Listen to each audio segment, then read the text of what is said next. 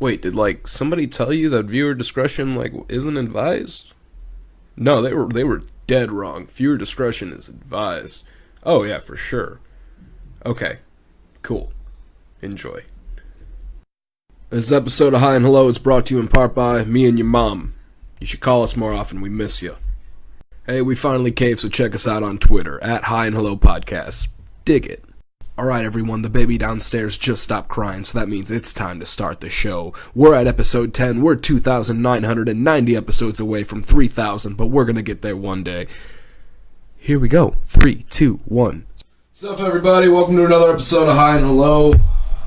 My guest today, which I'm sure I said in the intro, I gotta figure out how to do this, man. I gotta figure out if I'm actually gonna do a small intro, but I feel like if I gotta do that, I gotta put some kind of music to it. Like some kind of smooth, easy listening, just to go underneath the little viewer discretion and some shit smooth like jazz, WNUA 95.5 type shit. Maybe. And I just realized, just gave him a free plug, actually. Oh yeah, no, absolutely. What was it again one more time? WNUA 95.5. What was your favorite radio station in Chicago growing up? Was there ever one that you're like, man, I wish that was still around? Or what's your go-to if you do have to listen to a radio, which is kind of few and far between in my world, so I don't know about yourself. Actually, when I was growing up, I was listening to WGCI at the time. With Rick Party, the Bad Boys, his name was like Rick Party? Yeah, yeah. We gotta find Rick Party. And those were that was the station I listened to the most. And now they got a new station, 104.3, that basically plays all that music that I grew up on back then. I can't listen to WGCI now because they really don't play music that I enjoy now. I really don't enjoy today's rap scene. I'm not saying there aren't some gems out there, but just for overall today, I really don't enjoy the rap scene of today. What would you say is one of the closest groups in today's rap scene that can compete with some of the gods, the legends of this game?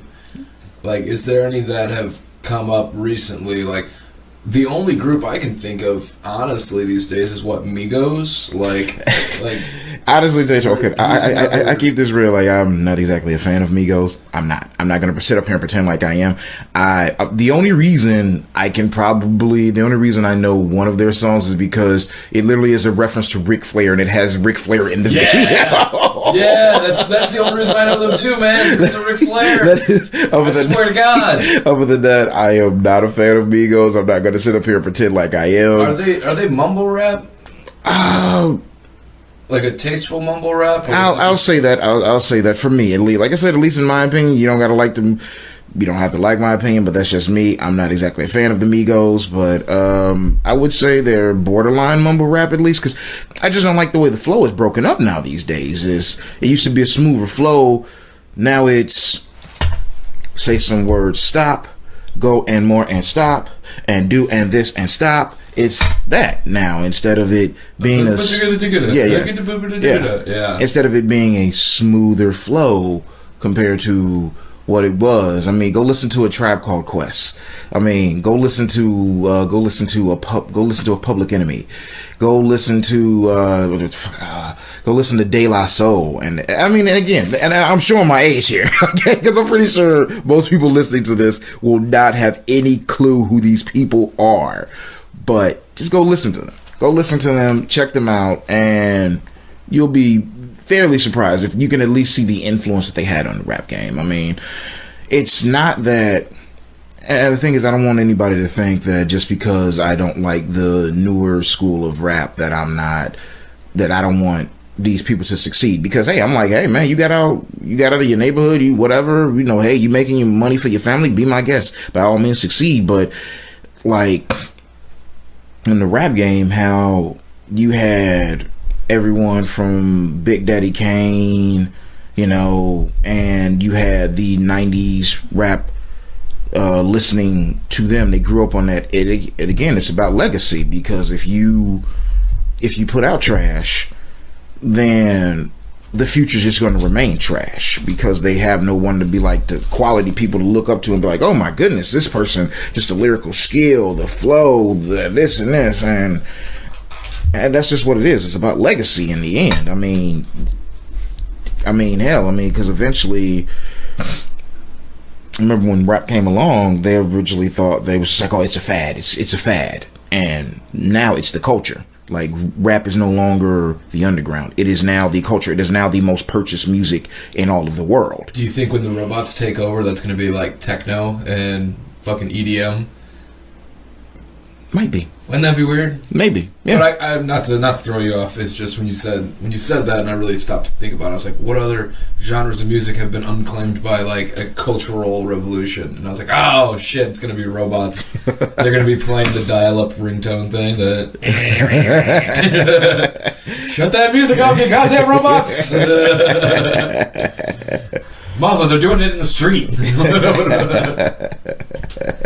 It's fucking nuts, man. Yes, it is. What'd you think of the whole Eminem Kelly shit?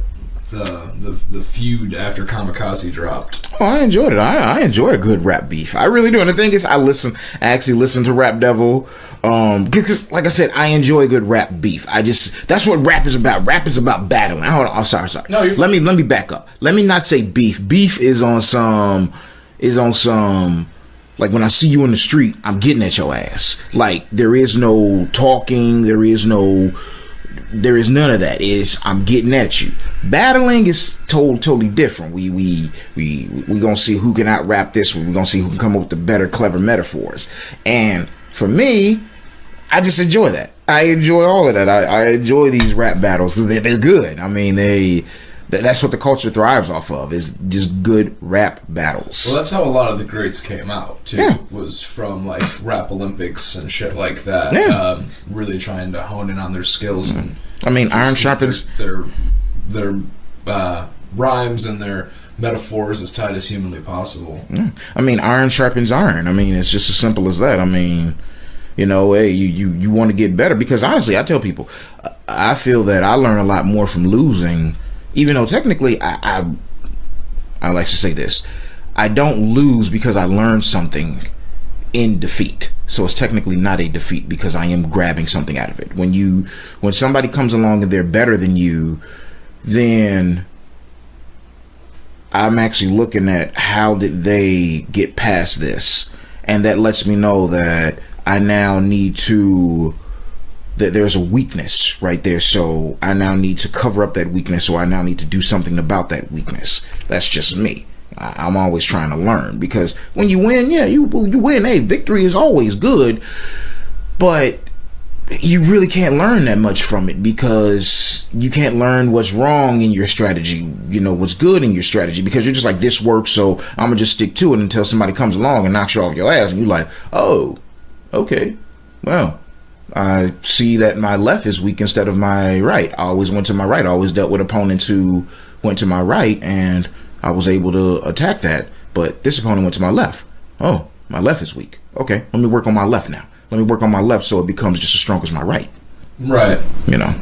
Indeed, man. That's a great way to look at it. So we were going to do a pod where we were going to talk about Black Klansman a little bit. Yeah, I love Black Klansman. We kind of put it off for a little bit, so let's jump into that flick a little bit. First off, like I was telling you when you walked in, I didn't realize that the lead character playing the black officer was the son of Denzel Washington. Yeah. What the fuck? Yeah, he's actually he actually also stars on Ballers.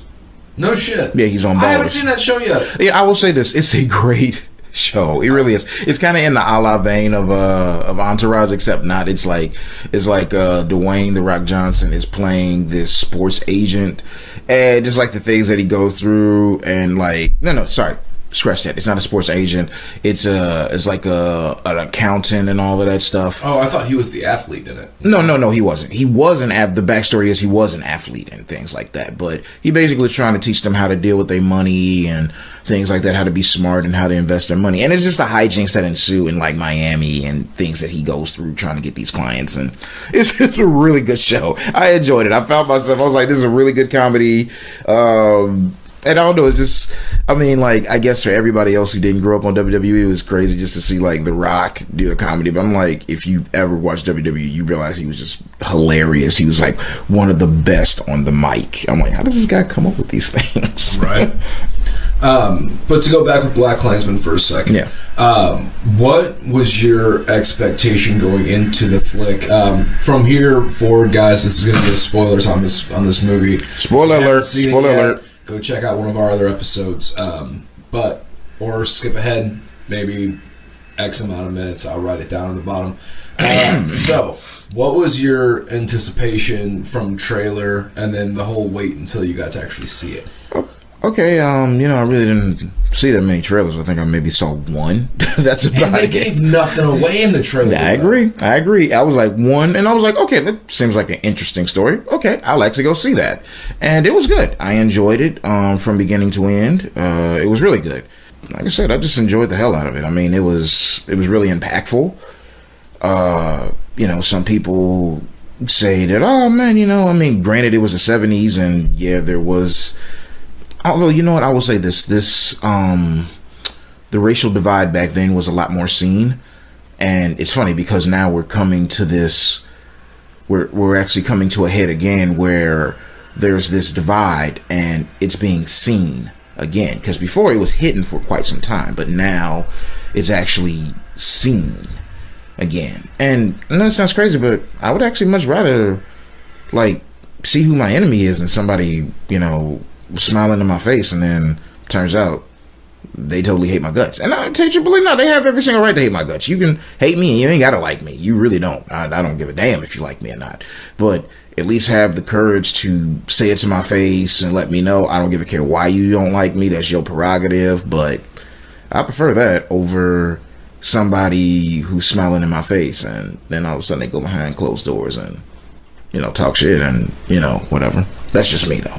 I mean, the film itself has a lot of moments though to where, like any great film, but there's perspectives that the audience know over the characters, and there's different points where 2 or 3 different plot lines are laid out right in front of the viewer, and the anticipation just builds until the big pop, if you will. Yeah. One thing I will say about this flick is it's not that it felt anticlimactic, but since I just want to make sure I'm saying it right. Stallworth was Ronnie Stallworth, right? Yeah, Ron Stallworth, who is the lead in the film, the cop we're following who infiltrates the KKK. Since he was only really on the phone and kind of doing the side shit where he would throw the brick through the window or this and that, it didn't feel like, I don't know, maybe I'm just so used to the hero like really getting into like life or death trouble to where it's like blade to neck kind of thing. Yeah. But I never really felt that from the way this movie was presented in a strange way. Like, there was a beautiful amount of comedy in the flick, but I saw our main character almost too much as the wisecracking funny guy at certain points. But what I will say is Adam Driver in this flick, he played Flip. Also the guy from Star Wars. I had a lot of fear for his character because he was the one meeting face to face. You know what I'm saying? Yeah. And it was really strange to me how Spike Lee made this flick where it is at a time of like real fucking divide. You know what I'm saying? And holy shit, he just made it a movie about race with a white man looking in a white man's eye. You know what I'm saying? Yeah. Like, but then again, that's just my point of view from it. Like, I stopped and was watching, knowing that this guy is like a fucking white nationalistic fucking piece of shit Klansman, and this other person is a Jew, is Jewish, and like has to pretend to love everything that this man wants to destroy, or also wants to destroy everything that this man wants to destroy. But yet he is the thing that's the target. You know what I'm saying? Okay. I mean, well, there was a line in the movie that Adam Driver's character said. He's just like, yeah, I'm Jewish, but he was like, I never really actually really adhered to that. I didn't have a bar mitzvah. He basically just never really was really into his culture of being Jewish until he actually started to go undercover and infiltrate the KKK. That's when he actually became closer. That's when he, and that's when Star Wars character was just like, hey, dude, you actually got a dog in this fight. They hate you just as much as they hate me. You're Jewish and they hate you too. What makes you think that you don't have a dog in this fight? And granted, yeah, I mean, he was just on the phone with him, but think about it, without those phone conversations, you wouldn't have Flip, who was able to do and actually infiltrate, certain things about it. So besides the love story as well between Patrice and Ron, I thought it was really interesting how she was portrayed in this flick. How she never, like, even after she kind of accepted this person as like, all right, I see that you're a person as well. She never dropped her guard, dude. Like, she was on the whole fucking film, like even up until the last scene where she's fucking pulling the hammer right behind him. And like, motherfucker, we're not playing around. Just so you guys out there listening, for some reason there's a guy on the alley cutting like metal or something, so that happens. And it looks like it's about to rain, so if it comes down really hard, we might move into the other room. Just a heads up. But what was something in that flick that you found out that you were completely unaware of, or you weren't expecting? Was there anything that caught you completely off guard? The picture scene, when he took a picture with David Duke, and just like that he actually touched him. Like it was kind of a la moment of All in the Family when Sammy Davis Jr. character like kissed Archie Bunker, and the look on Archie Bunker's face, like what the like even though he loved Sammy Davis Jr., anyone that watched All in the Family knows that Archie Bunker is a racist, bigoted type of guy, and just for him to be like, wait a minute, like I don't mind taking a picture with you, but who told you can kiss me on the cheek? Right. Like, right. And just that moment and that same look that David Duke had, like, okay, all right, cool, you can take a picture with me because I know I'm a celebrity, and I know, you can now tell your friends how much, and you were close to me, and I'm allowing you to take this picture with me. But then he, at the same time, is like, okay, take the picture, but don't touch me. But the moment he touches him in the last second, it's just like this look, like, did you just touch me? Like, how dare you? And it wasn't like a personal violation of space. It was just the fact of the matter that this black dude touched David Duke, and you just have to see the scene. It was a great scene. And then it takes reference to the actual events, and they show the real picture of that happening, and you're just like, oh my god, they actually got that picture. I thought it was just like a haha, like we're gonna throw this in, and to find out that this guy actually did that, it's like, wow, oh my god. But Topher Grace plays David Duke, and I would have never guessed that was the future of Eric Foreman, possibly Venom, but goddamn, was his performance unreal or what? No, that was a damn good performance. It really was. It was great. I enjoyed his performance as David Duke. It was really good. It really was good, great in every single way, shape, and form. Yeah, he was doing an interview where they were talking about it. And they were asking him, like, how did you feel taking on such a role of somebody who's so widely hated, like absolutely fucking hated, loved by some, right? Exactly. And he was like, I got some very strange fan mail where people were like, hey, I hear you're doing this, I hope you just do it right, but in a more positive light than like, yeah, he's a piece of shit, you know what I mean? But like, make sure your hair's coiffed just right and this and that. Like, apparently he got to meet David Duke out of it, and yeah, it was fucking nuts, man. That is crazy as hell. Yeah, I mean, yeah.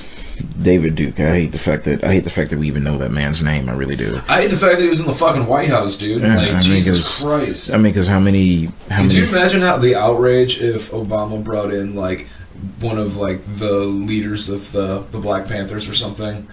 Yeah. But not to say the two groups are the same at all. But I'm just saying, like, what's the other? He had outrage when he brought in when he Literally, it was just like, hey, we're gonna do some poetry thing, and we're gonna have Common come in. If you pull up the clips on that, you look it up on YouTube, they're just like, how could he invite this thug, this man? You're like, who the hell is he talking? Like, you're like, Common? Like, really? like Common? Like, really? Who originally, his original rap name was actually Common Sense. He hails from Chicago also, but his original rap name was Common Sense. He just shortened it down to Common. But it's just like, really? I'm like, Common. I never knew that, the Common Sense part. Yeah, I was just like, what? I mean, really? That was the craziest part. I'm like, this thug, what are you talking about? And then they refer to, I think, one song with he was something about the police, and I'm just like, whatever. I'm just like, the fact of the matter is, that's art, that's poetry, that's what rap really is basically rhythmic poetry over a beat. That's what it is. And it's poetry, so why in the world wouldn't they invite a pretty good poet at that? I mean, now granted, I'll say this, I can see if they invited maybe somebody like, somebody like Luke, okay? If they invited somebody like Luke to like have a poetry, they'd be like, hey, look, we're doing this poetry thing, and we need Luke to come in there and lay some of his fat rhymes down over all me so horny, you know. Right. Then I'd be like, yo, dude, that's not a good look, you know what I'm saying? Like, not that Luke does not have a right to be there, but I'm just strictly saying, like, let's just be honest, Luke is not exactly White House fodder, I should say. You know, he really isn't. He has some good music. I mean, great for the strip clubs, but you know, there's a time and place for everything. And yeah, I wouldn't exactly be like, yo, let's bump that Uncle Luke in the White House. I mean, like, come on now. My cousin swinging through. Nope. Throw it on for a minute. Nope, not even. Nope. We just need one real quick. Nope. If you got to hang out in the White House, like you got to stay the night in the White House, what would be a song that you would want to jam in the White House? Like you got 10 minutes and a fucking nice Bluetooth speaker. You're like, man, these halls have heard so many different songs. Which song are you making sure you're leaving the White House and it fucking played? As I'm leaving the White House? Regardless. Just you're there and you got 6 minutes to play a song. What song do you want to make sure was played at the White House?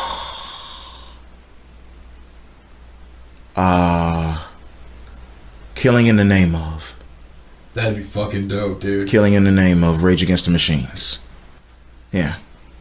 Something along those lines. I dig it, man. I dig it. Yeah. It was also cool in the flick when they did the final time hop. I'm not saying it was cool, but it was just a really interesting choice to have it on the anniversary of Charleston and having the rally and the riots fucking portrayed after watching everything you go through in that 2 hours and like 10 minutes or so, and then to sit there and relive those moments that we weren't even there for, you know what I'm saying, but we heard about. It's so crazy when you're not there for some kind of a disaster or an emergency, because you see the videos of it, and every time we see video, though we can distinguish in our mind the difference between, you know, real and fake, if you will, there's definitely less of a heart pull because you weren't on the road or you weren't on the sidewalk. Like if something happened at one of the street fairs in Chicago and we were there, obviously we were going to have way more to say about it. You know what I mean? Yeah. To feel off of. You know, we were there 10 minutes prior when it was okay, and all you seen was the camera footage. Yeah. You know what I'm saying? We were in the atmosphere. Yeah. Yeah. I've never been in the atmosphere for an emergency. I have, but nothing that was like nothing of that giant magnitude. Crowd. Yeah, nothing that mattered besides like life itself. Nothing that truly was something where people all around us stopped and put out their phones, and one of those videos got a massive amount of views, or like it was on the news that night. You know what I'm saying? Mm-hmm. So to watch this flick, for example, all of that footage I'd seen. Yeah. You know what I'm saying? All of the car driving, the fucking people flying through the air, getting pinned against vehicles. The thing is, I love the way that the movie ended, because it just showed that even though the cinematic ending or the like into the credit outro, both. Okay, Both. Okay. I mean, because for me, it shows that even though this story took place in the 70s, it's still affecting us today. I mean, let's just be real. I mean, I mean, just the divide and the hate that's going on now today, it's crazy. I mean, you know, Agent Orange is in the White House, and he's giving a lot of people who used to scurry away and be hidden because they're just like, oh my goodness, I can't be open with my hate. Oh, wait a minute. Now I can. Now I actually can be open with my hate. Now I can be open with the fact of the matter that I want to hate somebody and I want to kill them. I'm just like, well, why do you want to hate somebody? Why do you want to kill them? I mean, why do you just want to hate this race of people or this religion? And it's incredible. Because I know this sounds crazy. I can even understand disliking one person or hating one person. I'm like, okay, that person maybe did something to you or whatever, but you dislike them or you hate them because they're of a certain nationality or because they're of a certain religion. Like, okay, to me, that's slow and stupid, but whatever. I mean, it's what you gonna do. You can't do anything about it. I mean, well, the blue light from the So, you don't see it. Sorry, you guys do not see it, right? Because I just like rub my hand. I'm just like, what the hell? Like, is there like chalk? So Jerome just wiped his head with his hand, right? And on one side of the microphone is a blue light.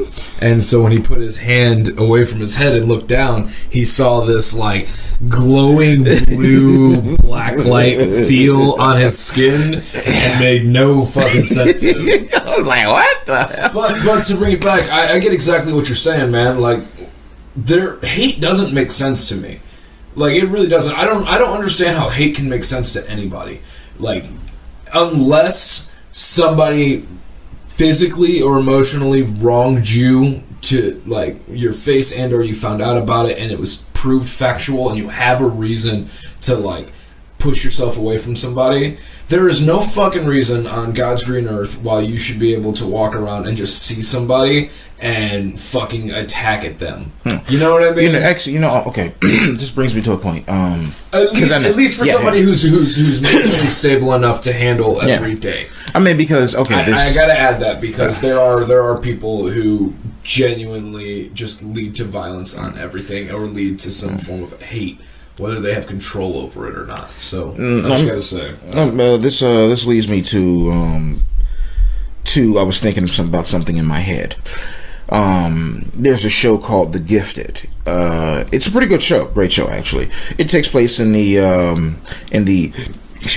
X-Men universe, and there's this one father who lost his young daughter in a 9/11 type of scenario that was caused by some mutants, not all mutants, but just like a group of mutants. And now he's literally part of this agency, the Sentinel program, that goes and hunts down these criminal mutants and things like that. And so he has so much like just apathy for them that he's just like, yeah, whatever, I don't give a care, put them all in cages, who cares? And the question that I'm thinking about is that how would I feel if I lost a loved one, say, to someone who was a religious zealot?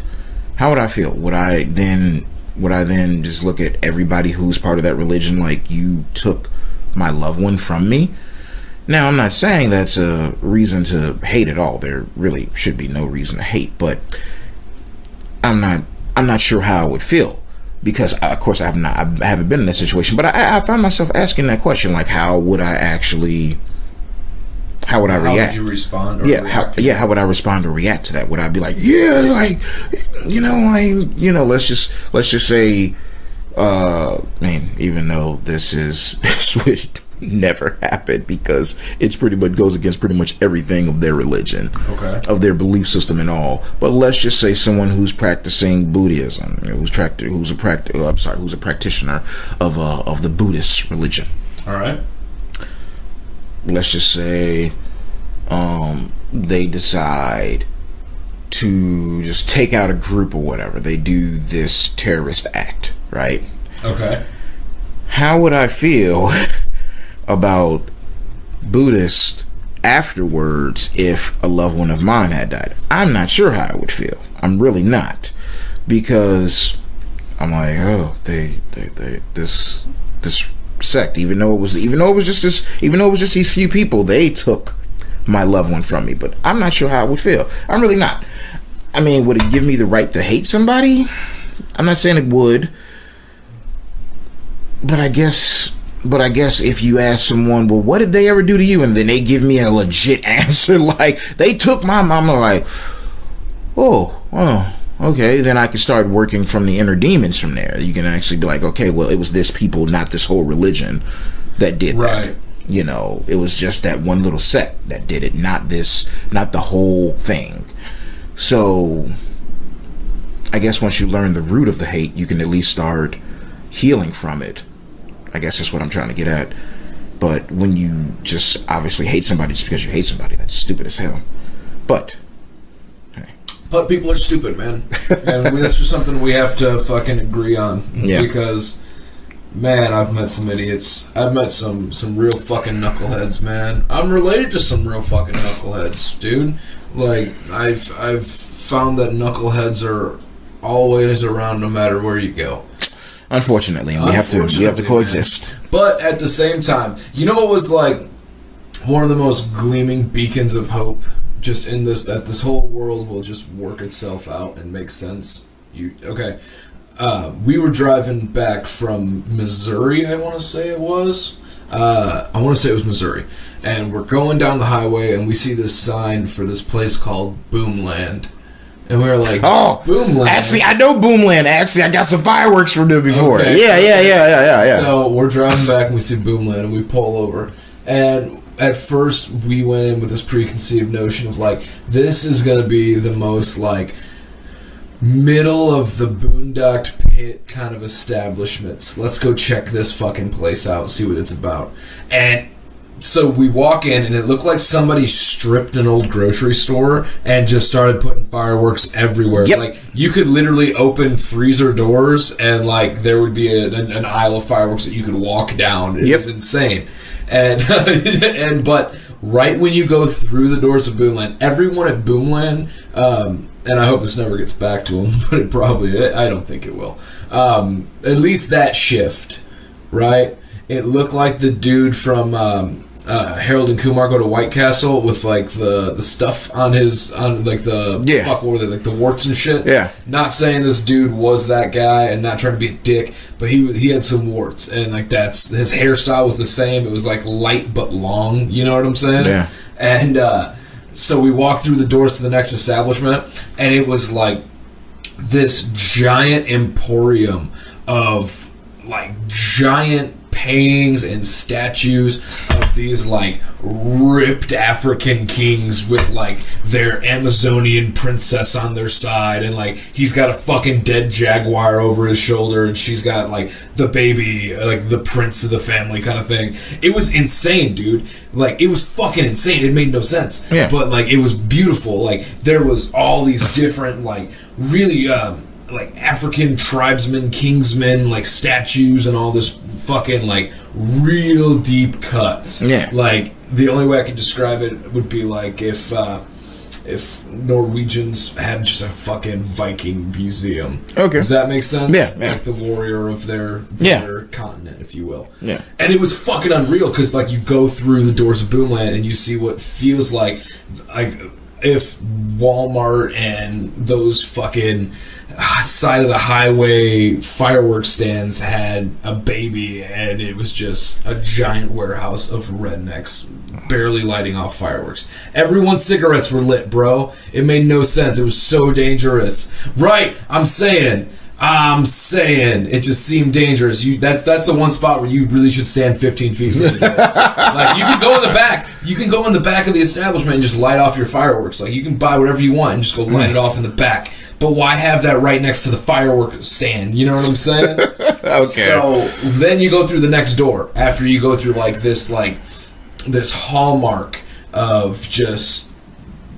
I can't even describe it, dude. I can't even describe it. Like, I've already described it. You know what I'm saying? Yeah. I can't keep saying it the same way.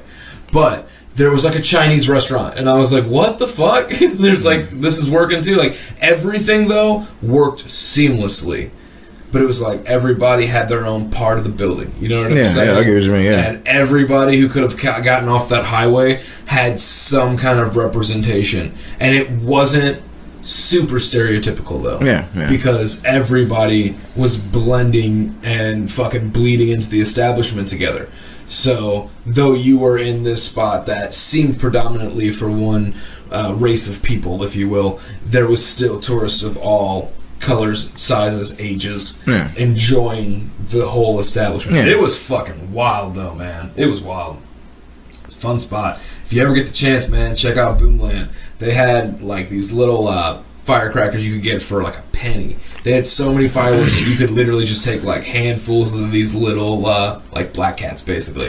I do remember going to Boomland. It was damn near over 20 years ago, actually. No shit. Yeah, because I have some family down in Hattiesburg, Mississippi.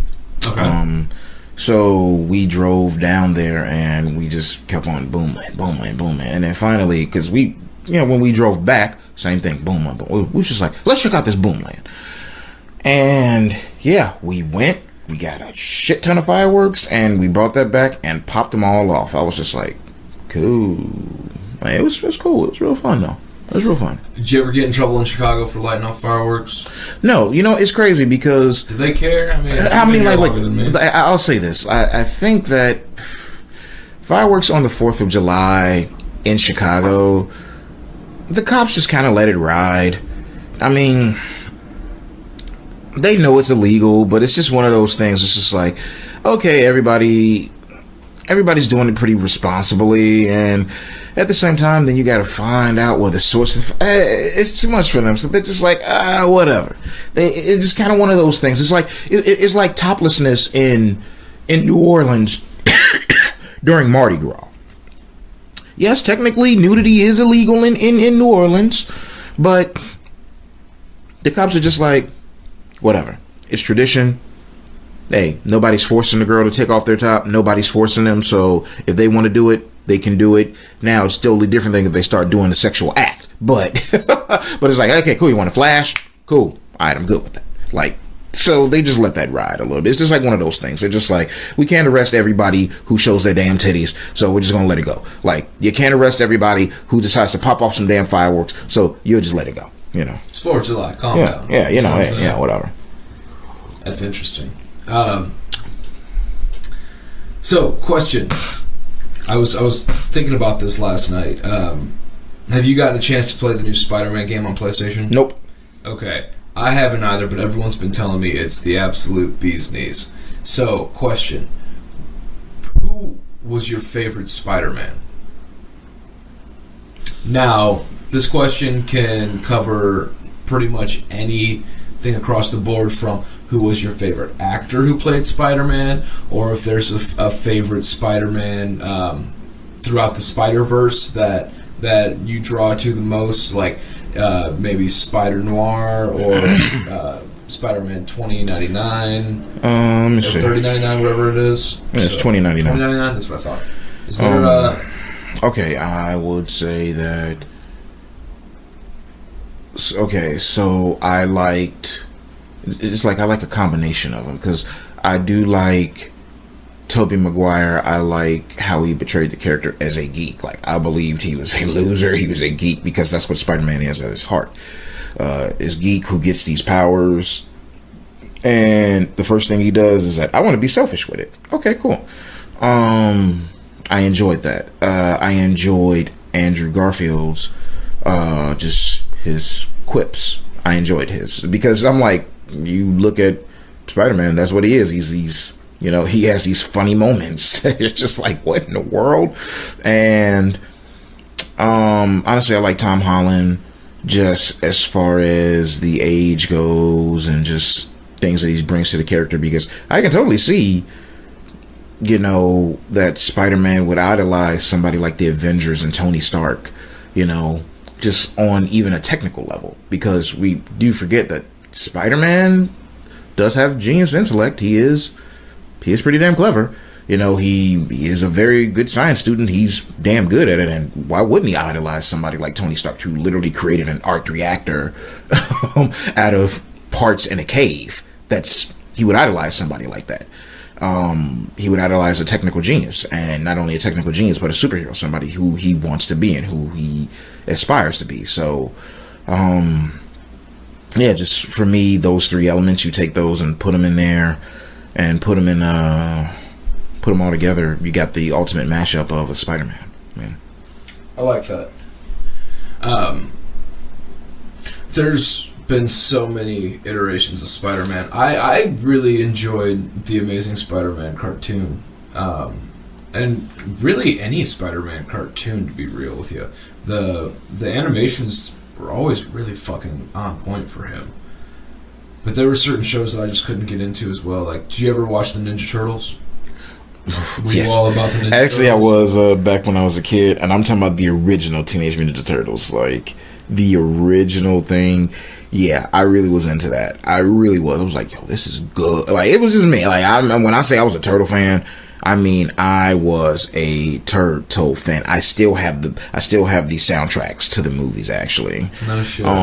You know, so I had the posters, I had the toys. Like, I was a huge Teenage Mutant Ninja Turtles fan. I went to go see them in concert. Okay, did you? Yes, went to that rocking concert? Yes, I used to have VHS of them on yes. Broadway in New York, and they were like all kissed out. Yeah, yep. I went to that.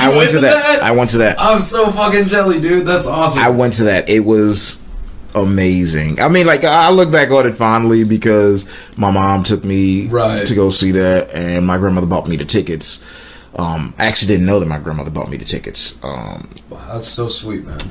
But yeah, it took me to go see that, and I was amazed. I bet that place was packed. It was. It was actually at the old McCormick place. No shit. Yeah, the black building that's still standing even to this day. Shit. And that was there, and I was a little kid, and yeah, I was a huge Teenage Mutant Ninja Turtle fan. Yeah. You remember the movie where they go back in time? Yep, Teenage Mutant Ninja Turtles 3, which shall not be spoken of. Yeah, it shouldn't be, but there was a theme in one of the songs where it was like, oh, yeah. Okay, so I was so fucking obsessed with that line, and fucking, I couldn't remember where I heard it for like 5 or 6 years, dude. But randomly, like, my parents would all the time just hear me going, what are you doing? What is that from? I go to my grandma's house and just be sitting there thinking I'm playing with my toys and shit, and she's like, what the fuck is going on? It was not until like I said, I was like 10 or 11, and I was like, oh shit, it's from the Ninja Turtles. Yeah, that was on like Showtime or something. Yeah, that was that. Yeah, that was the third one, which was actually, many people don't know that Ninja Turtles, the very first one, was Jim Henson's last movie, actually. No shit. I did not know that. Yep, that was actually, he did the puppeteer and the animatronics for the costumes for that, which, if you look at it, stands out head above, like, just heads above everything else. How old would you say you were when you went to the concert? Ooh. 8, maybe? 9? Yeah, I was not closer to 10, right? I was not that old. Actually, I was very, very young. I was pretty damn young. Do you remember the feeling? Is that one of those memories that stuck around just because it was so impactful? You saw a giant fucking life-size dancing on the stage, looking like Kiss and shit. Yeah. That had to be a trip. Yeah, it was. Nothing can really top that. You peaked at like 7, dude. No. Me meeting Stanley. Oh my God, the Godfather himself. Me meeting Stanley. What was that like, meeting Stanley? That was, I mean, even though it was like only a quick few seconds, I mean, he was just such a great guy. I'm not going to front. Like, Did you touch him? Yes. Yeah, you touched him? I shook his hand and I said thank you, and because it was just, he has created so many characters that I love and adore even till this day. And it is, I mean, like, I remember often tell people, I'm just like, the fact of the matter that his work will live on, like, for quite some time. Like, it's almost like if somebody came across Homer. That guy's rich as shit. No, Homer, like the Odyssey Homer. Oh, I thought you meant the guy who plays Homer. No. I mean Homer, sorry. like the guy that wrote the Odyssey Homer. Yeah, like that's totally true. If you like, and the thing is just like Homer's work even still lives on to this day. People in high school still know who Ulysses is, and still knows of his work. So the fact of the matter that I'm literally meeting this scribe who has created so many indelible characters, and I'm just like, man, like it was like touching a part of history. Like it really was. It was just like touching just that part. Like, man, I actually got to meet this guy. It's like meeting a god. Like, well, I'm just saying, like, when you think about it, look at the I mean, universe. okay. We call it a universe. Yes, okay. I'll say this. We call it a universe. Okay. I'll say that. It's a cinematic universe. Okay, now, I'll say it in this. I'll say it in this point. Yes, as far as him helping create the Marvel universe. What other besides the DC universe? Like, I'll say that as far as universe, he did help create the Marvel. He did help. He's not the sole creator in the Marvel, but he is a creator of the Marvel universe. So I'll definitely say, you can say he's a creator. I wouldn't say God. I'll definitely say creator, but I guess tomatoes are mine. Kind of fucking with you. I feel you. That's awesome though. Where'd you meet him? C2 or at Wizard World? C2E2. C2E2 is, for those of you who don't know, one of the cons here in Chicago that happens every spring, if I'm not mistaken, correct? Yes, Chicago Comic and Entertainment Expo. That's what the C2E2 stands for. They always got the big red sign out in the lobby. Now, here's my question. How many times have you been to C2E2? All but the first year. All but the first year? Stan Lee aside, who are some of your favorite panelist and or guest appearances that you've gotten to go up and shake hands with, talk shit? Okay, this is a real throwback. This is only for like okay, anybody who knows this. I actually got to meet Ty-Mac. He played Bruce Leroy in The Last Dragon. He was standing in the lobby, and I just happened to look to myself. I'm like, yo, that looks like... I was like, oh, man, it is Bruce Leroy. And I got to have a conversation with him. Really cool guy. Also got to meet the character that played Skull from the Power Rangers, of Bulk and Skull from the Power Rangers. Got to meet him. Took a picture with him also. Really cool guy. Met him in the same spot that I actually met Ty-Mac just a year after. Let me see. Also, wow, as far as okay, one of my favorite panels was Mark Shepard of this past year. Mark Shepard, he has played on everything from Leverage to White Collar. He is best known as Crowley on Supernatural. He was just so personable. Like, I love the fact that when somebody got up to ask a question, you could tell that they were nervous, and he got off the stage and literally would stand right next to them. Like, he was just shit. Yeah, no joke. Like, he was just such a cool guy. Like, he was really just personable. I enjoyed his was the best panel I did go to, actually, of that year. Also got to talk to Miller, Mark Miller, actually, not Mark Who's Miller. Mark Miller? Mark Miller, he did Kick-Ass, he did Super Crooks, he did Kick-Ass 1, 2, and 3. So yeah, he's a pretty big thing in the Marvel world, and not in the Marvel, just in the comic world in general. And he wrote this one graphic novel by the name of Superior, and it was near and dear to me because basically it presented this one kid who had MS, which stands for multiple sclerosis, just for all who don't know. And he made this wish that he wants to be a superhero. Now, for me, the main reason it was near and dear to me is because my mother had MS, and I like the fact that it was presenting this debilitating disease in a way that could be understood. And anytime, you know, something brings light to something so serious, but yet you're able to absorb it in just like in this one way that's, I wouldn't say preachy, but you can just be like, okay, like you can tell that how debilitating this disease is. And from that book, it was really great. And also got to meet Tim Seeley. He is the creator of Hack Slash, not Hack and Slash, but Hack Slash. Great book. If you like slasher movies, I suggest you actually check out this series. It is an incredible series of all. Man, it really is great. Man, let me see. I got to meet like so many people there. It's insane. That's the best thing about the cons, man. Yeah. And they happen a couple times a year, and we get some fucking guests. Only go to C2E2. Wizard World is anyway. Wizard World's all right, but then we also have Flashback Horror Con, which is fantastic. Yes. Which is always, I think, the same weekend of Wizard World, and it's across the street from them. Mm-hmm. That's actually ran by this family from my hometown who runs a drive-in movie theater. They're the brains behind that, and that's also where, and it kind of like sucks because it always happens, but that's also where Robert Englund did his last Freddy dress up for fans and shit. So that was kind of cool. Like that was a big turnout for that. Got to meet Sid Haig there. That was cool. Also got to meet Mick Foley there, and that was a really great interaction. Have a nice day. He was fucking cool as shit. Yeah, he signed a picture for me I talked about in the last cast, where it was him falling through the Hell in a Cell, and his teeth are out of his nose and shit. Yeah. Yeah, we sat around, kicked it, and talked about that. He always does some really great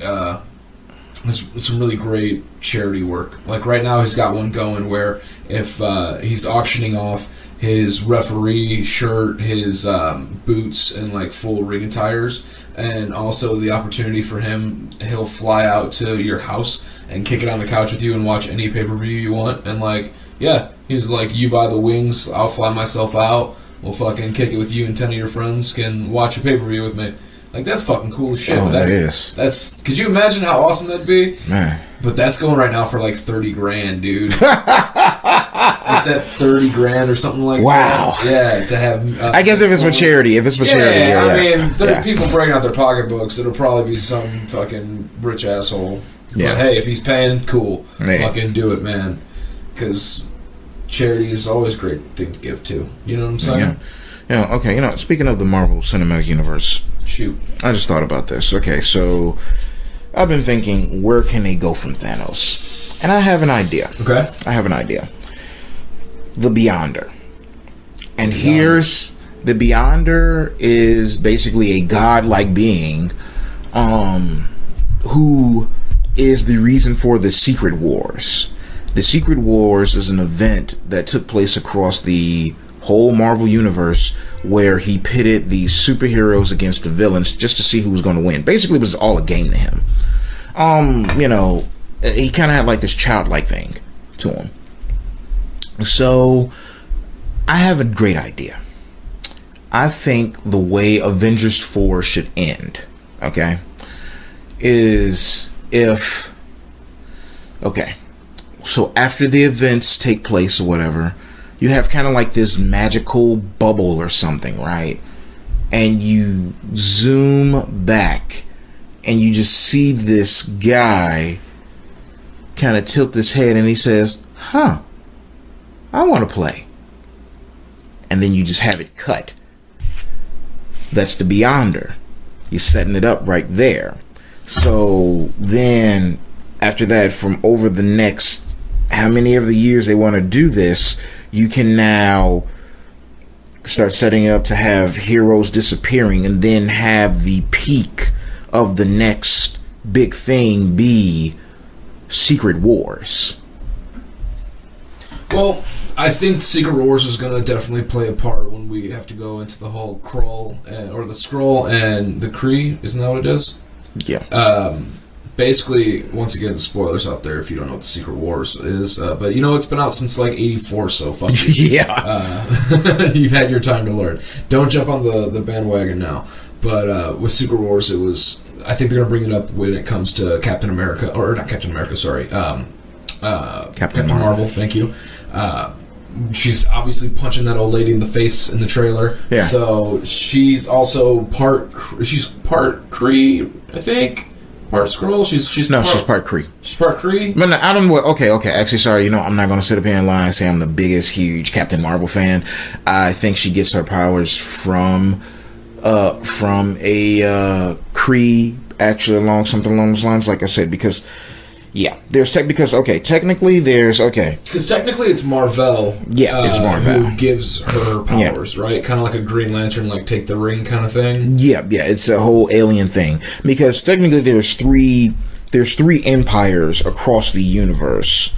There's the Skrulls, the Kree, and the Shi'ar Empire. Those, and it's funny because Earth is technically like within the crossroads of all of these three empires, so that's why Earth plays a huge part in it's like international waters. Yeah, it's like this is like this huge territory, there's this huge grab and things along those lines. Like one tidbit that I'll actually give you is that the Skrulls actually hate Reed Richards because he had the chance to kill Galactus and didn't, and Galactus comes to their home world and he obviously devours it. So they're like, Reed Richards, they blame him, like, Reed Richards, you had the chance to do this, you had the chance to kill this thing, and you decided to spare his life, and he came and ate our world, so now his sins are on your head. Which the thing is, like this or not, Galactus is a force, and to kill that, you're going to have to balance out the other force. Now, the thing is, this may sound controversial, but many people don't realize this. The portrayal of the Cloud as Galactus in the Fantastic Four: Rise of the Silver Surfer, believe it or not, is a pretty accurate portrayal, because Galactus is a being of such magnitude that we portray Galactus in our mind as a humanoid because that's the only way our mind can actually function. Like if he was to go on the Skrull, whatever planet he devours, that's what they see him as. On the Skrull planet, they saw him as a Skrull. On I don't know too many other planets, but on the Ronan, on the Kree planet, they see him as a Kree. That is literally because he is just that big where your mind can't make sense of it, where you see this humanoid. So believe this or not, the Cloud Atlas actually is a pretty accurate portrayal of a Galactus. I think I keep on switching between Atlas and Galactus. You could kind of see it, but but it's Galactus. He's talking Galactus from the Fantastic Four: Rise of the Silver Surfer, where we see this giant cloud going over Earth to devour it. What they chose to do was actually show a giant fucking cloud doing it, like it's a storm, like it's you know what I mean? It's the end all. But at the same time, it's unlike in Guardians of the Galaxy where they gave Ego a body. Yeah. Does that make sense? Yeah, I mean, what the thing is though is that it wasn't, if it was Fantastic Four, if it was named Fantastic Four: The Planet Devourer, then yes, we needed to focus on Galactus more. It was Fantastic Four: Rise of the Silver Surfer. They gave Silver Surfer a body.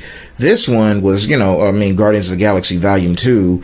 Yes, they needed a representation of Ego, and that was just a part of him. That was a part of him that he sent off to do. So, if anything, the reason they gave him a body, that was like his herald, basically. So, do you think if they do bring Galactus in, because my theory that I'm still kind of kicking around is that they're going to keep the title just Avengers 4, and it's going to be an introduction to the Fantastic Four in some way, shape, or form.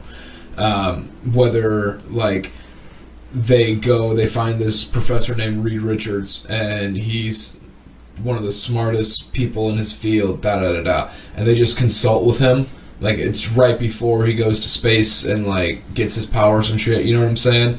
Just throw it out there. But then I guess, why hasn't he been around? Well, you know what, actually... Well, you know what, actually... Like, how do we know Tony Stark doesn't have somebody he consults with off the side? I mean, the cool thing about it is that many people... Because they're part of the Illuminati together, too. Yes, is that many people don't know that, that actually Bruce Banner, Dr. Victor Von Doom, and Reed Richards actually all went to the same school together. And so, you know, it'd actually be a cool introduction if you know, maybe they needed something and Bruce Banner was just like, yo, wait a minute, why didn't I think of this before? I actually have this old classmate. Like, and then you could introduce him, before he goes off to space, and you'd be like, oh, okay, cool, and, you know, and everything in between there, you know, but that'd be a cool way to introduce them and Storm. I just feel like if they're gonna go Secret Wars, why not do it both? Why not throw Secret Wars and then the end of it is going to be, oh shit, now the Silver Surfer's shown up. Well, because the Beyonder is even more powerful than... Right, but I mean, the thing is, with Marvel, if they want to keep this going, you're always going to need a new, bigger bad. Yeah. So, like, strategically, you really have to lay them out proper. I mean, well, I'll say this, though, is that... Because all of the heroes come together to fight that one big bad. So you can keep introducing heroes left and right and have their own side stories, and here's them fighting their own small villain. But you have to set up Thanos. Boom. He's going to come and he's going to push everyone we got to their limit. Next in line, like, obviously would probably be Galactus, because they just got the stuff for the Fantastic Four rights to use if they want.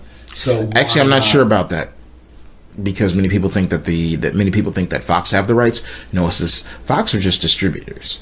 It's this like crazy company, like I forgot the name. It starts with a C, I believe, that has the rights to Fantastic Four. Actually. Well, regardless, once they've seen how well they did with Spider-Man and how much money Sony made on the back end for leasing that, why the fuck would you not put the Fantastic Four out there?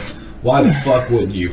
We need a new leader. Reed Richards would be fucking perfect, because Doctor Strange, I don't see him being a leader. Sure, he's across the board in all the other flicks, but I don't see him taking up a Cap and or a Iron Man position.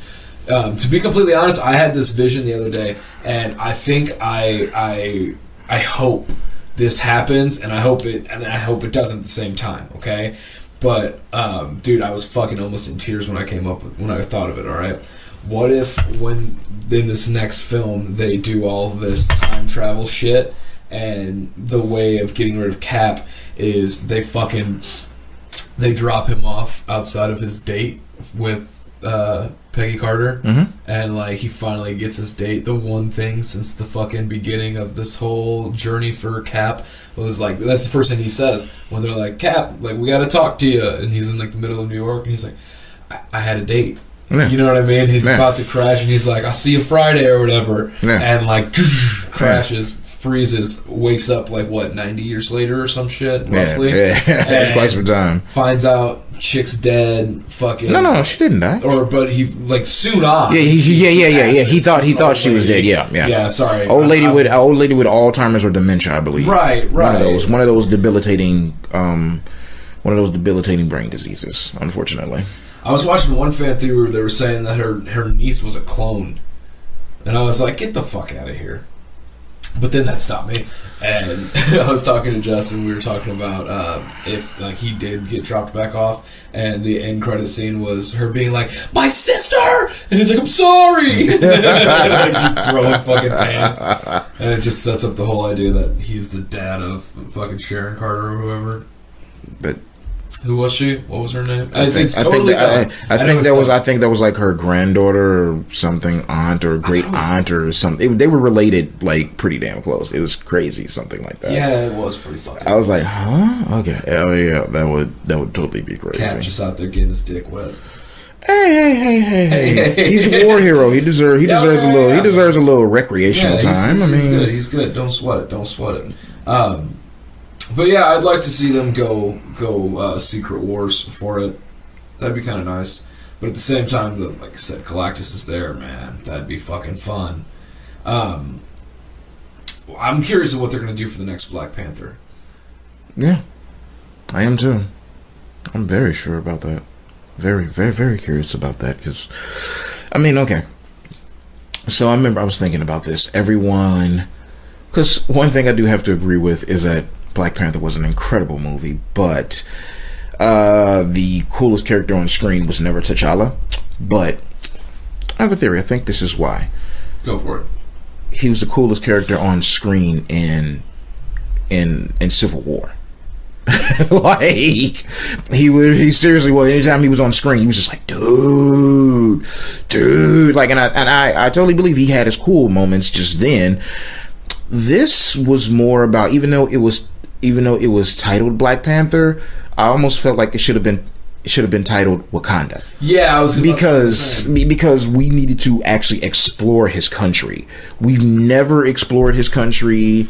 We got to explore the science of his country through Shuri. We got to explore the military system through Okoye. We got to explore, the spy network through Nakia. We got to explore certain tribes through people like M'Baku and things like that. And that's really what it was, is that it was an exploration of that country. We saw the people in that country living, thriving, and that's really what we needed to see more, because, I mean, granted, and I mean, to tell you the truth, honestly, it was more of a exploration of him being king. It was basically just like, okay, we're going to spend a week with him being king and the problems that he has to deal with. I mean, because, like, it's not king got to deal with these problems. I mean, okay, wow, I have to deal with the problem that I have a cousin out there that I know about. Okay, and then all of a sudden my father, who I thought was this infallible character, all of a sudden turns out, wow, he actually ended up killing his own brother and then leaving his nephew there, my cousin. Whoa. That's a lot to have dropped on him all in one day, all in 1 week. And he was like on ice for like half the shit. Yeah. You know what I'm saying? Yeah. So he got taken out pretty early. But God, that just shows what a great fucking villain Killmonger was. I mean, I almost hate to even call him a villain, because he just had but then again, I guess you can always say this, the villain, what do they say? The villain is the hero in their own story, but he had certain points. I mean, I'm not gonna lie, just as a black man raised in America, I was like, dude, I feel him. Like, imagine, I tell any oppressed person, I'll say this. What if you, because of course everybody knows what's going on right about now, unfortunately, with this whole, Supreme Court and nominee and things like that. Imagine just as a woman, you found out that there was this society.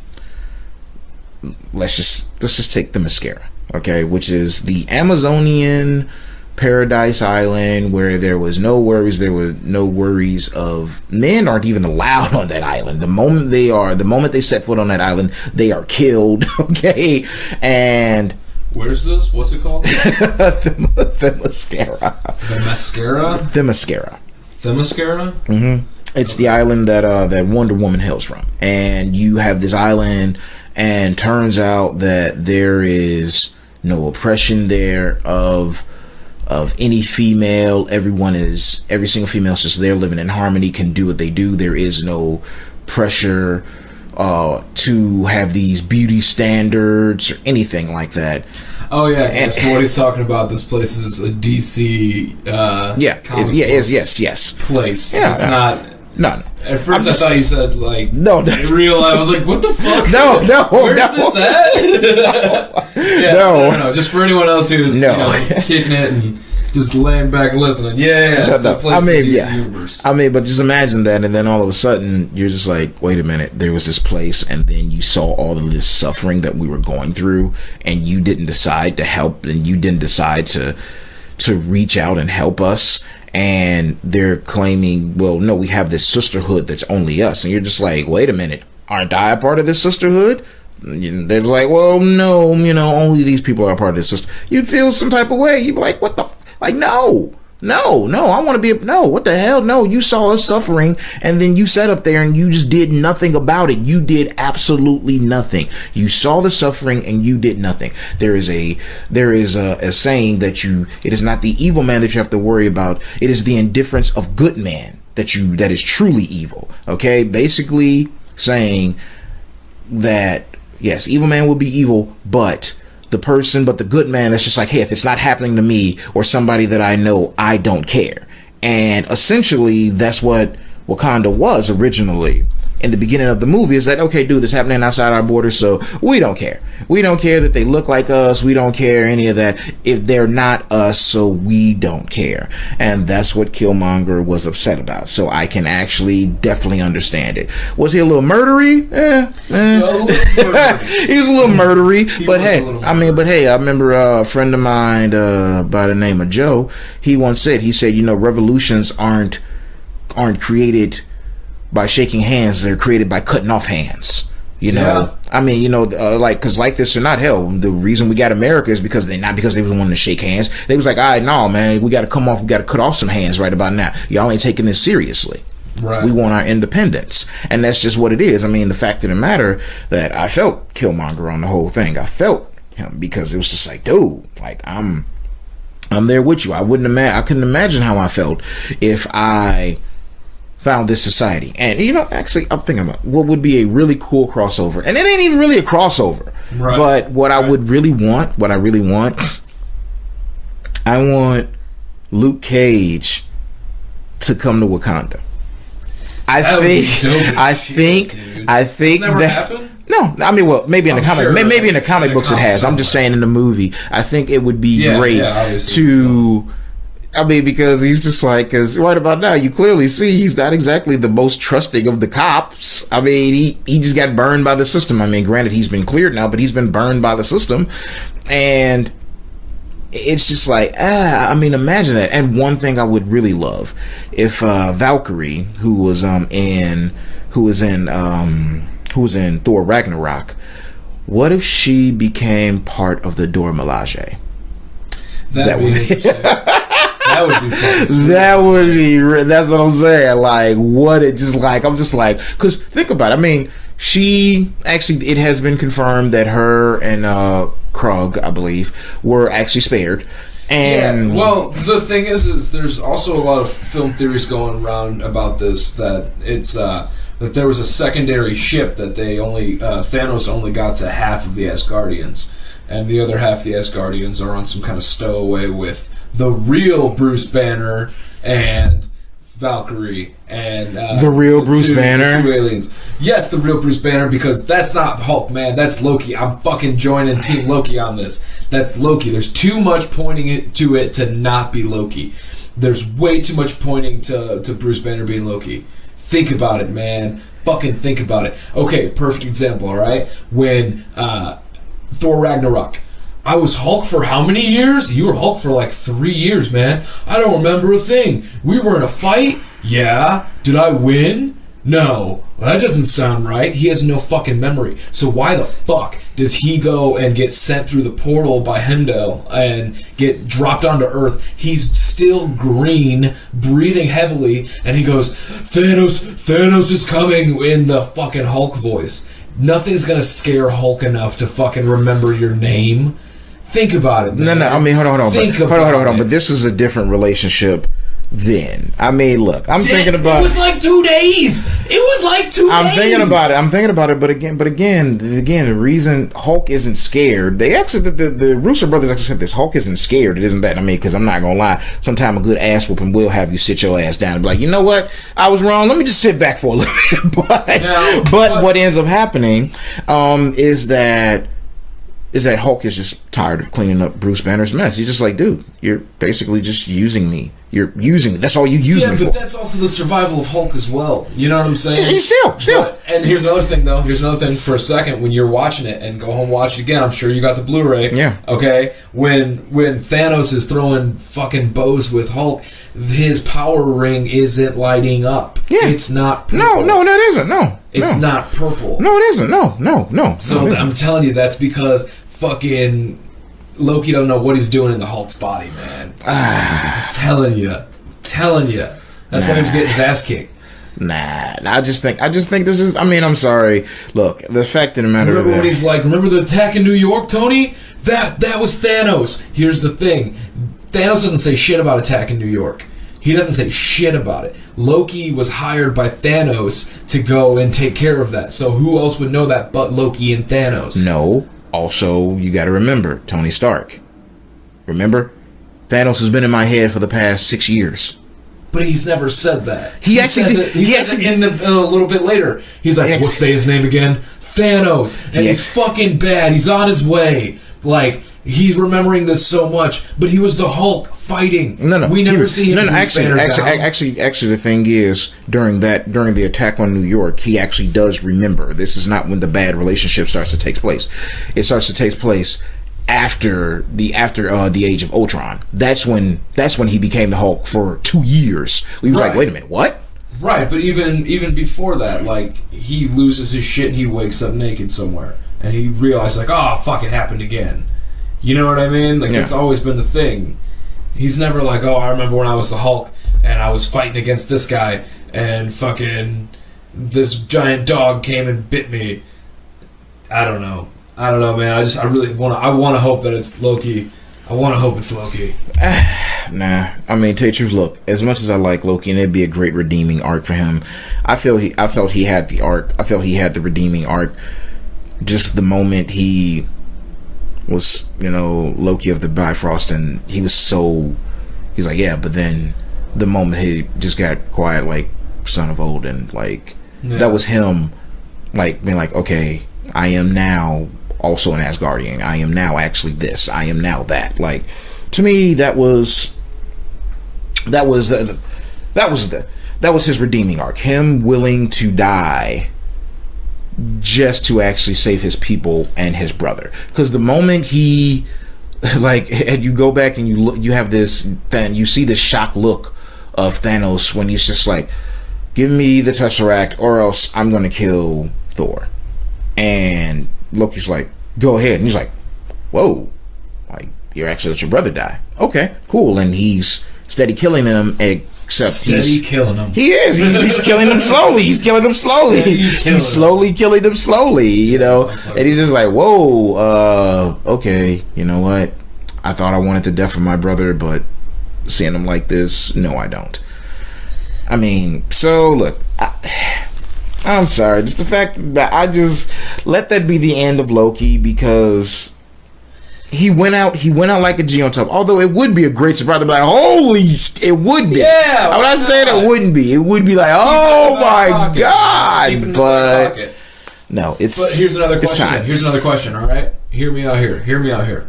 When Bruce Banner is inside the Hulk armor, okay, and he jumps at Thanos and he trips and gets placed into a wall and he's fucking frozen into a wall, okay? Complete and utterly, like, I'm part rock now. Yeah. Alright? We never hear an explosion. We never hear something happen to where he breaks out of it, or like him getting out of the armor and like crawling through. But within like 2 minutes of everyone just feeling down and everyone who's like had somebody disappear is all just kind of sitting together, there he is standing perfectly in the suit. I'm sorry, do we really more than the top? And he's like, "Oh, I'm not Hulk. I'm just gonna sulk in this fucking suit." Wait, here's the thing: how the fuck did he get out of the rock wall without destroying the armor more? The only person who could possibly do that is Loki, because he can astral project. Boom. I'm sorry. Fuck do we really? Hold on. Do we really actually have to sit up here and see him bust out the rock? I mean, like, I'm just being real. A little bit though. No, we do. The armor hasn't been affected at all. No. The armor hasn't. Dude, watch it. The armor hasn't been. Hold on. Only thing he did is cool. He tumbled him. He made him basically not be. I should say he basically did a Kitty Pryde. and had him fuse with the rock. The armor is still intact. It's just like basically the rock is now encased. The armor is now encased by the rock. Right. Okay, yes, we don't hear let me get out of. I mean, okay, we don't necessarily need to see that, but our minds are good enough to our minds, because then you're. I just wanted him locked in the rock in the next You're movie. insulting. Yeah. That starts with him drilling him out. You're insulting the intelligence of the audience if you now have to see that. I'm just saying, because that's not the most important part. It's the people disappearing. That's the most important part. That's just it, though. Marvel's really good at fucking making you look at this hand and not the other. I'm not They're saying really that. good at, okay, what I am. You can't. I'm just saying. You cannot say, but you're not talking. I'm fucking with you. All right, no, for real though. I just know that this fucking.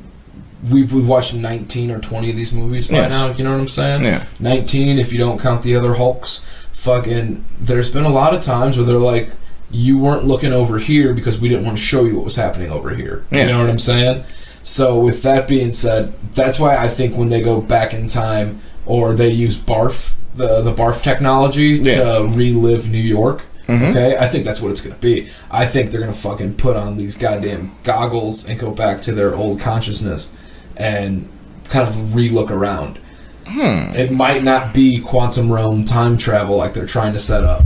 They might go off to the side, but I'm not talking like a Matrix vibe, you know what I mean? Where like, plug me in, like we have to get back in there, and like all shit's going off crazy in the real world. They'll more than likely end up using the quantum realm as some kind of time travel, but like we gotta remember Doctor Strange was in here, and he can go anywhere, any point in time when he had that fucking stone. So who's to say he didn't astral project to some other part of this timeline that we have, this giant fucking timeline, to tell everybody like, hey, do this, do this, do this, do this, okay? Just do that, and like meet me in 2018 or whatever. Yeah, he could have sent some shit back to Wong. You know what I'm saying? He could have easily sent some shit back to Wong. I kind of hope we see him at the end of Captain Marvel, or like Captain Marvel, Ant-Man, and Doctor Strange all are sitting in the quantum realm together, fucking planning it out. Kind of Doctor Who it, like we don't know what part of time and space he's at. Yeah, we I mean, no, he can show up at any moment. You know what I'm saying? I also think that he cursed the time stone. I think that Strange cursed the time stone. Why you say that? Because every time Thanos uses the time stone, he gets that. I mean, well, yeah, that's green, just. I mean, but none of the other ones do anything special. I mean, well, no. That's He the gets thing. the time wrap around his hand, but that only time we ever really see that is when Doctor Strange is doing stuff, and he even says to the I forgot, one of the Black Order. What's their name again? The sons of Thanos or some shit. The children of Thanos. Yeah. The guy who was the beginning of the movie is like got the spikes down on. Fuck, sorry, my mind's going a mile a minute or 1,000 miles a minute. Yeah. You know what you're talking about? Yeah. Okay. He tells him, he's like, you'll see trying to take the stone off of it has a dead man's curse on it, and you would see that it's very impossible to break or something like that. It's very difficult if you don't know what the curse is. So I have a feeling that he put a dead man's curse on the stone and then handed it to Thanos. Snap, disappeared, technically dead.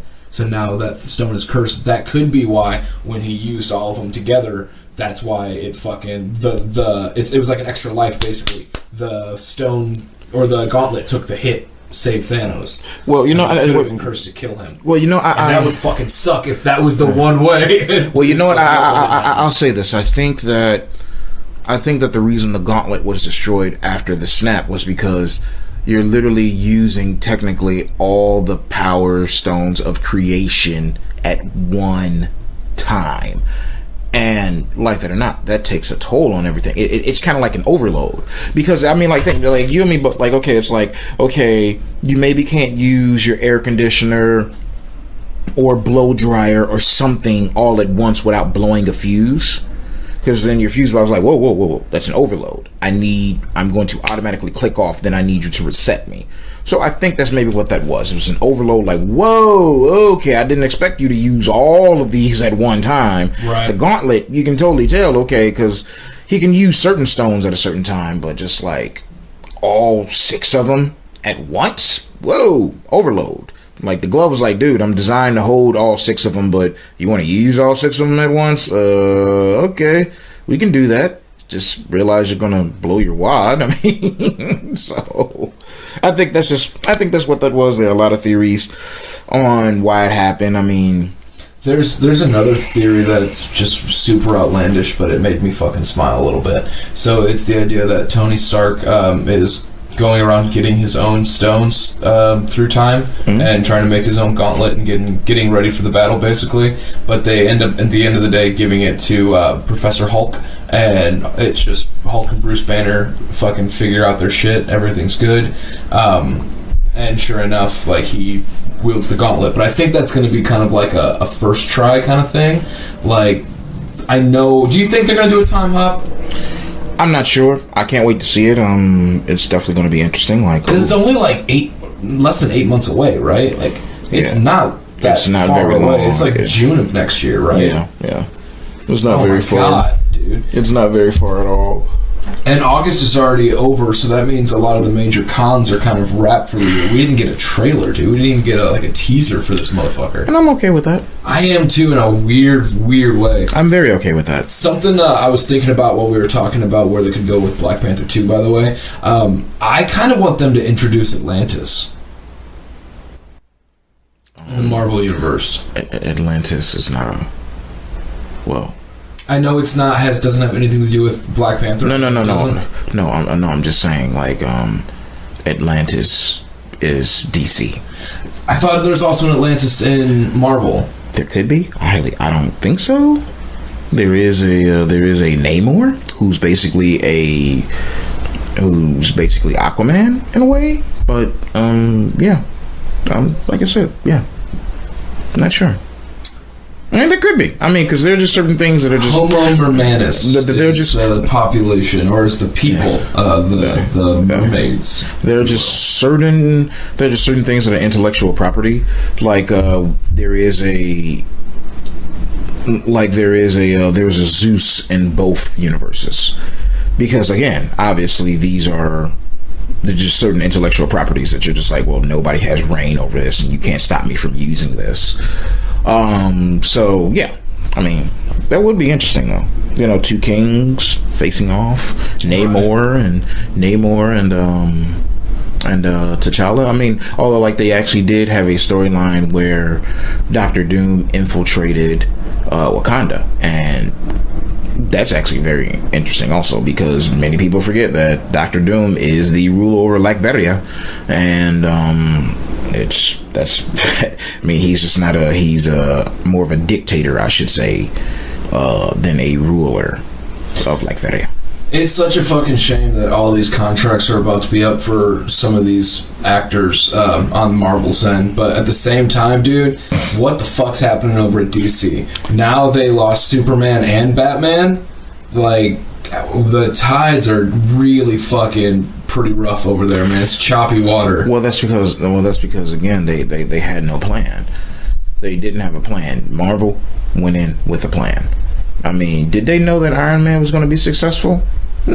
I'm not sure. Maybe they did take a gamble, but they did have a lane of, okay, just in case it's not successful, just in case it is successful. I guarantee you that much. And the thing is, DC was just like, yo, we see all this money they making. We see all of this money they making. All of this money. Man, we need to get some of that. And then what ends up happening, this is what happened. They rushed it, and now they have a universe that they don't know exactly what's going on. Because, to be real with you, a Man of Steel 2 should have came out before Batman v Superman. I mean, a Batman should have came out before a Batman v Superman, because again, these are characters that we should have known. Wonder Woman should have came out before Justice League.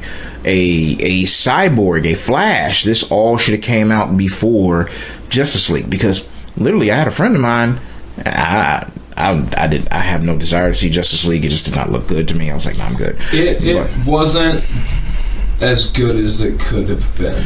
I mean, they definitely are good at making a comic book movie feel comic booky. Yeah, if that makes sense. Yeah. But it was too much. Yeah. The palettes were really off kilter. And that's just ooh. You gotta go. No, it doesn't. But no, what ends up happening? Ooh, well, I was a little dizzy. Anyway, yeah, I'm good. No, but what ends up happening is that a friend of mine was just like, why is Cyborg so angry? Like in the movie, and that's the thing, though. That's why him having his own movie would had explained that. And like perfect example, I think I'm not sure if I said this on here before, but if I haven't, I'm going to say it. If I have, I'm going to say it again. If I haven't, you're going to hear it. You're going to hear it now. But think about this. Wonder Woman, okay, they explore her origin in the First World War. Where the hell was she in Man of Steel when, I'm not gonna lie, she could have been used. That was an extinction level event. They literally were terraforming the Earth. I mean, even if they just would have showed a rope and then a Kryptonian knocking her the fuck out, I would have been like, okay, well, we know she was there. They showed none of that. I mean, so where was she at? That truly was an extinction level event. Like, she should have been around, and she wasn't.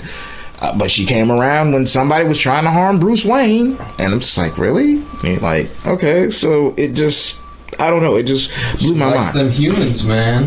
She likes them Earthlings. I mean, and honestly, just the 2007 one, and I know I have said this before in there, the 2000, I think it was like 2008 version of the animated movie of Wonder Woman, to me was just a lot better. I enjoyed that a lot better. I enjoyed the characters a lot better.